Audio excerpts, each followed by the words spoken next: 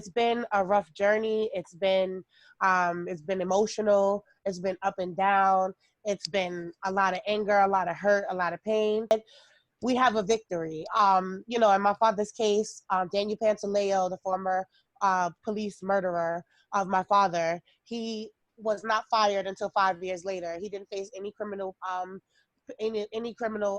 accountability for what he did to my father. And I felt hopeless. I felt like we're never going to get justice. Nothing is ever going to happen. So when our brother George Floyd was killed, I was just like, you know what, enough is enough. Like, we are here 5 years later, almost 6 years later. My father is gone. There's no accountability, and then you choke someone else to death.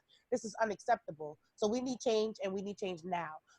So what we're working on now is that in New York State, the Eric Garner chokehold bill was passed. So that means that if you administer a chokehold as a police officer, you'll be fired, arrested, and prosecuted. No questions asked.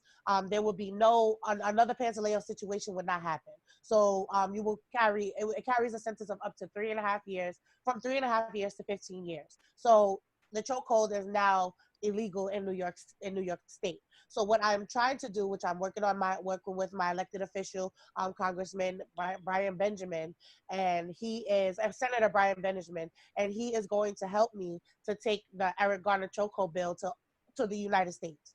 Across the United States, every state should have a ban on chokeholds, and that's what I'm working for. So we're going to be working on that, and I'm also trying to get it passed on the federal level. So we're leaning on our Democratic states to pass it locally, and we're leaning on our Republicans to pass it federally. So how you can help is you can follow me on social media. You can email me at thisstopstoday2014@gmail.com. I could drop that in the chat, and maybe we can reach out to you and find out who your elected officials are. We could talk to them about passing the law in your state, because I'm tired of looking at myself as a victim. For 5 years, I felt like a victim, and I'm not a victim anymore. I lost my sister at 27 years old to a massive heart attack, and she left behind 2 children that I'm now taking care of. So this is it's much more serious for me, because I lost my father, and then I lost my sister. So, I have my daughter and her 2 children. Her son was 4 months when she passed away. So I have a brand new baby. He's 2 now, and I have my niece, who was my sister's daughter,